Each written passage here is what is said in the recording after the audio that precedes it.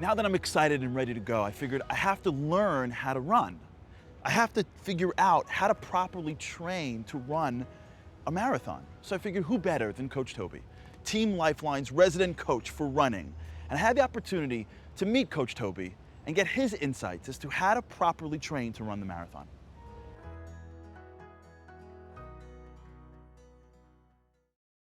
So how long have you been running for? Too long. I don't count anymore. 20 years? Something? 20 years? Yeah, long time. How many marathons have you run?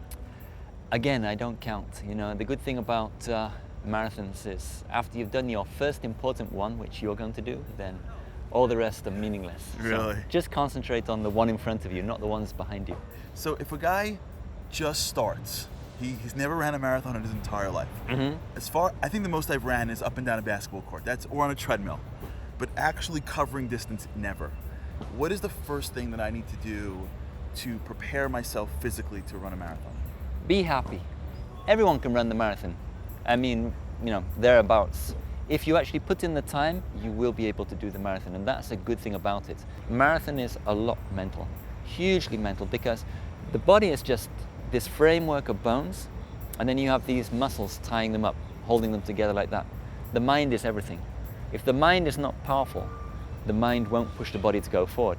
Once you actually start moving around, you're training yourself. So moving around generally in life is training yourself. So you are prepared. All those years you did running for the bus as a kid, those days when you were running for the candy store or things like that, all training for the marathon. So think on the positive. All this is behind you and ready in the bank.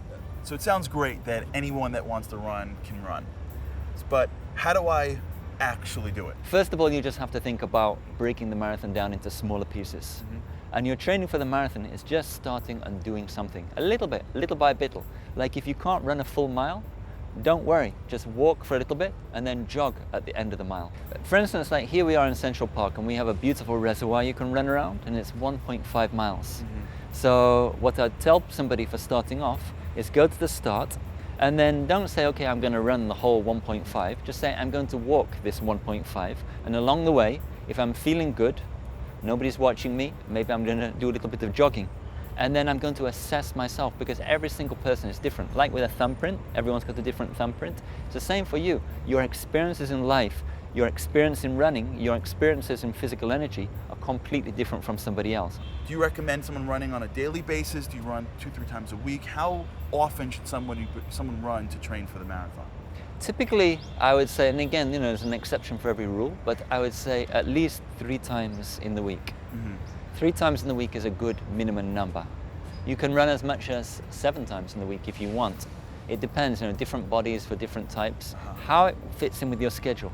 Because the marathon itself is a stress into your life. So you don't really want to overstress yourself by saying, oh my goodness, I have to run 7 times a week because I'm training for a marathon, because then it's going to be an uncomfortable experience. So what you do is you look at your own current lifestyle, your own current schedule, and say, how can I train? How do I want to train? You know, it's got to be something you enjoy. So yeah, I mean, I want to run 3 times in the week, or I want to train 3 times a week for the marathon.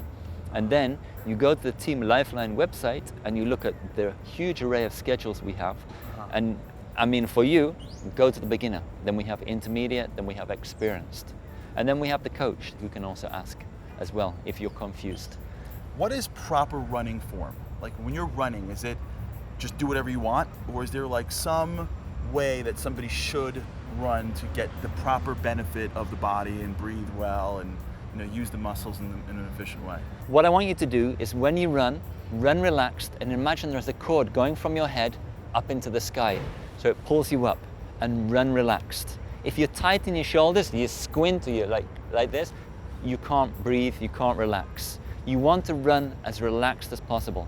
Another tip you can do is with your finger and your thumb, hold your finger and your thumb, and feel like if I had a dollar bill, I could pull the dollar bill out, because this will also help you to relax. Hold if it you're like relaxed this. in the hand, yeah, just have a feeling between your fingers. Don't hold your hands like that, but just feel like your hands are very relaxed. Because if your hands are relaxed, your arms are relaxed. So the message I think you're getting from this is relax. Okay. And try and land on your feet in the feeling that you're running forwards. So when your foot hits the ground, think, is this energy just taking me upwards or is it taking me forwards? So when that foot hits the ground, push and feel that you're running into the future. It's going to be tough. Pain is going to come. You're going to have fatigue. You're going to have waves. You're going to have emotions. They have a thing called the second wind in the marathon. You feel great. You feel bad. You feel great. You just have to concentrate on the fact of, I am coming to the finishing line. The marathon itself is going to be far more enjoyable if you do the correct training for it.